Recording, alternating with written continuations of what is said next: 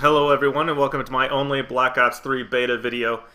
Obviously I got to play the beta. I didn't play nearly as much as I would have liked to because I had some technical difficulties. I also didn't get to record as much as I would have liked to because my share button kind of fizzled out on me during some of the things, so I don't have the best gameplay to show you. But I did get to play it, and based on what I saw in the beta, there were a few things that I took away that make me think this has the potential to be a really good game. And so without further ado, here are 5 reasons that Black Ops 3 will be better than Advanced Warfare. Number 1, I'm going to call it Domination, but really it's score streaks. The thing is that Advanced Warfare had really trolly score streaks, and I know that there's score streaks in every game that people don't like, and Gosu is the dog, and Advanced Warfare it's a system hack. The thing is that Domination in Advanced Warfare made it very, very easy to get score streaks, and basically the entire second half of every game you play is just like this. And score streaks from the enemy always kind of annoy you, but that's the point of them. The thing is that you shouldn't have to deal with constant score streaks. There are times when you go against an enemy team where everyone's running system hack, and the entire second half is, system hack, and then when that one's done, somebody else calls in a system hack, and when that one's done, someone else calls in a system hack. And, the end result is you spend half the game playing with your screen fuzzy and your headset blaring static in your ears, and it's just annoying. It takes away from the enjoyment of the game. And I can deal with a helicopter, I can deal with a dog, I can deal with missile strikes coming and stuff like that, where all I have to do is hide inside or take the death and move on. But these score streaks that affect your screen and sound, and you take a death and then you spawn back in and here you are stuck with a score streak, it just is ridiculous, and it made the second half of a lot of Domination games just unbearable. And I really hope that, I didn't play Domination, so I'm just kind of going off assumption here. I really hope that they figured out a way to make score streaks more balanced in terms of how difficult they are to earn in Domination.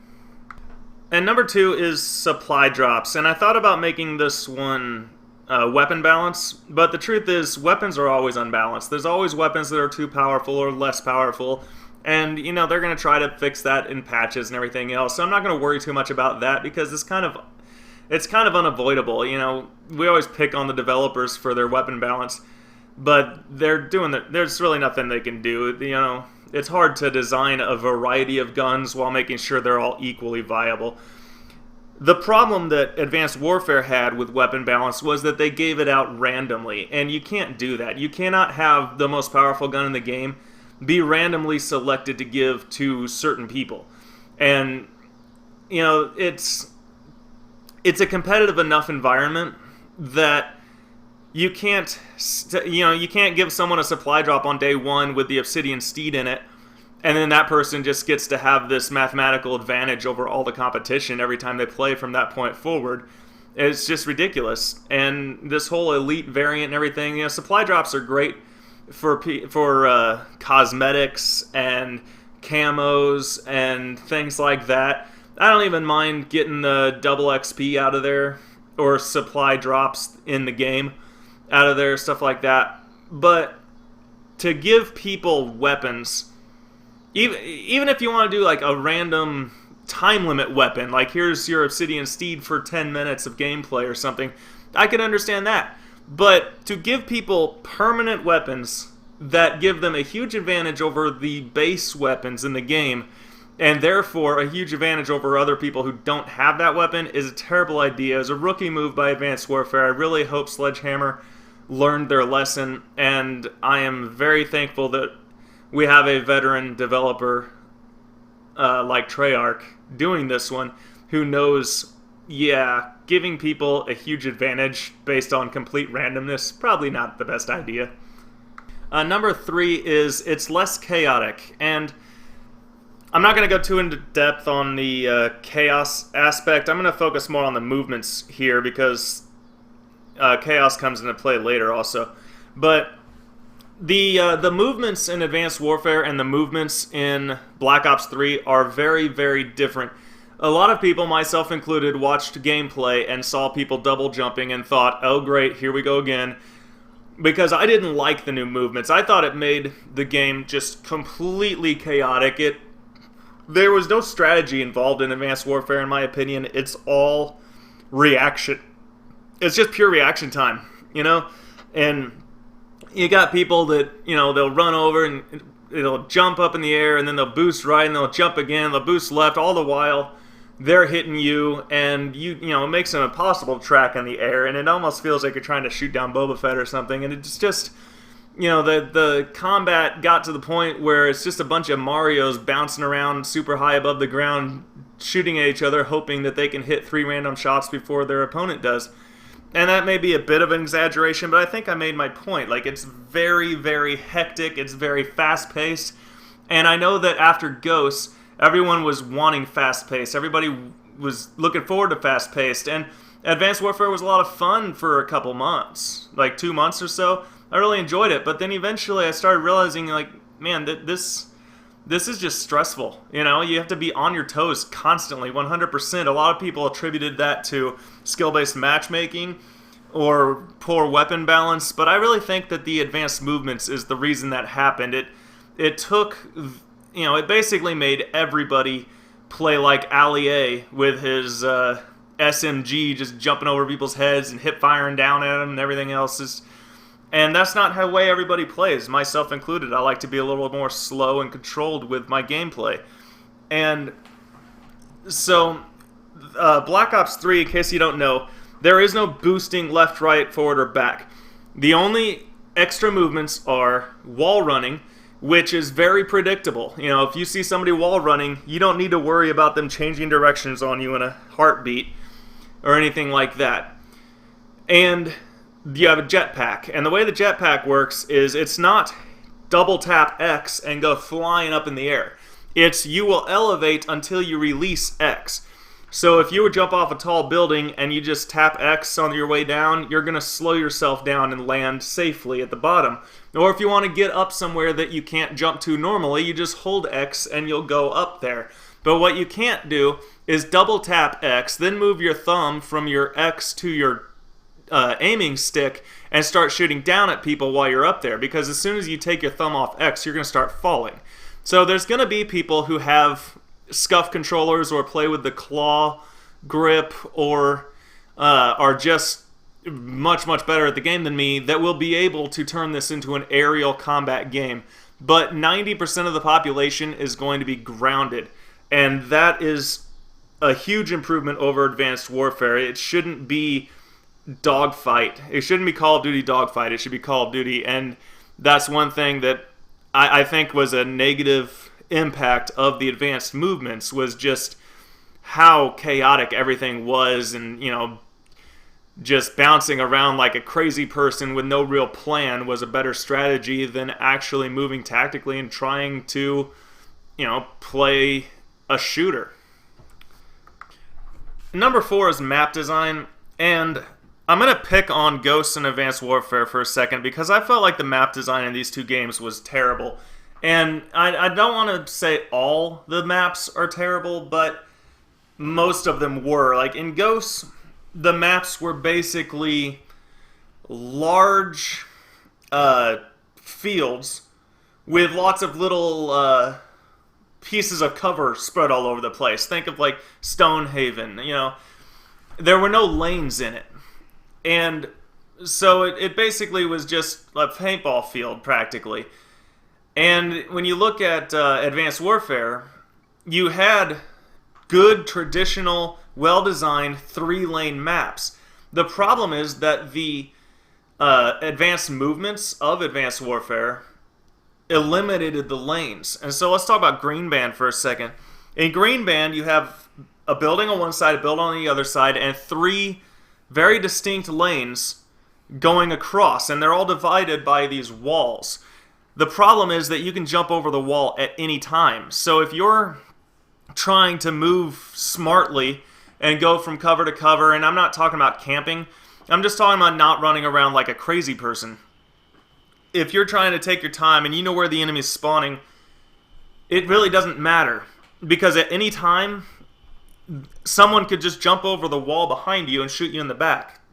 And my experience with Advanced Warfare was, if you are not constantly moving at 100 miles an hour, you will get shot in the back. Because there is no true, like, control of the map. The maps are just pure chaos because of the fact that everyone can just jump from lane to lane, front of you, behind you, on top of you, doesn't matter. There's no real cover. There's no real strategy.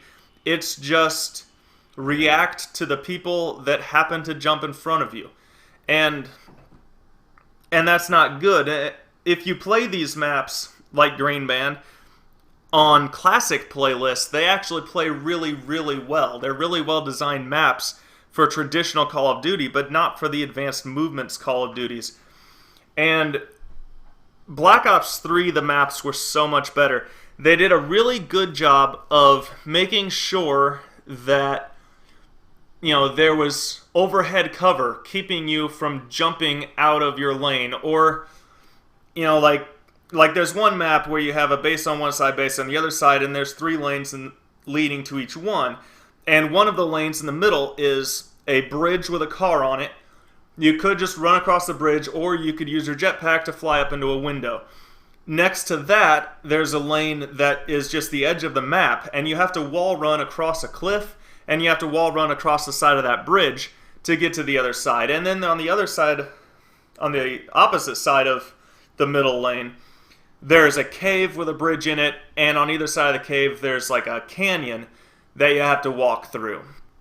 And you couldn't jump from one of these lanes to the other.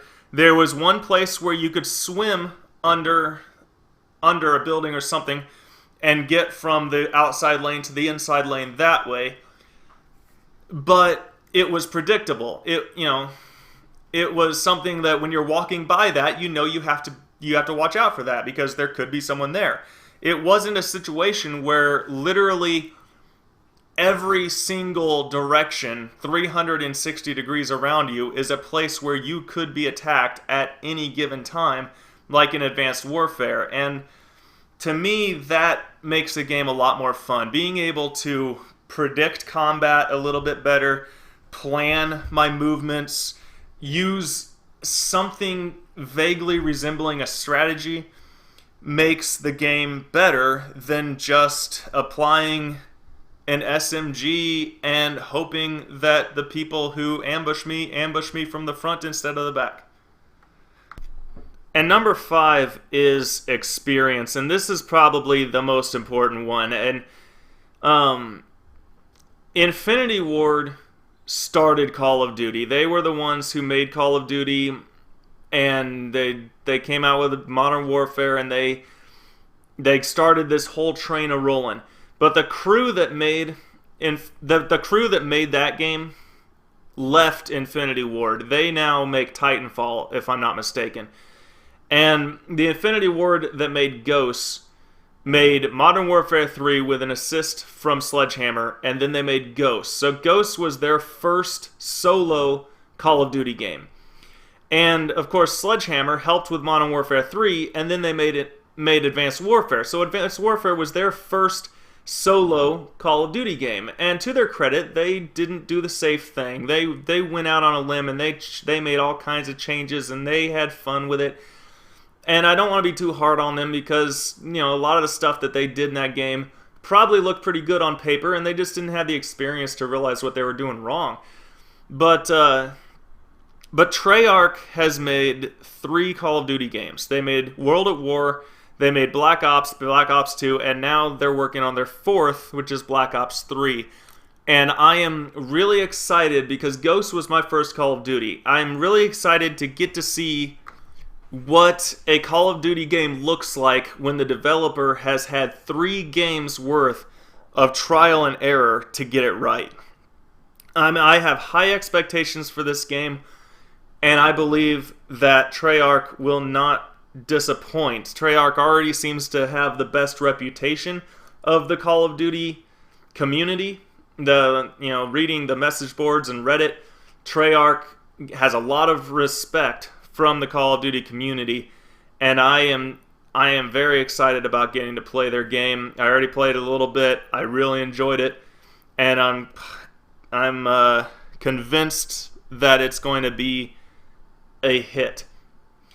Thanks for listening and watching. I hope you enjoyed the video. Don't forget to like and subscribe for future content. I haven't been as active as I would like to be, but I plan on getting a little more active. I've had some issues with my computer and viruses and whatnot, and it made it really hard to get motivated to make videos, but I recently got it cleaned up, and now I've got several ideas for videos in the future I'm really looking forward to making. So keep an eye out for those, and goodbye!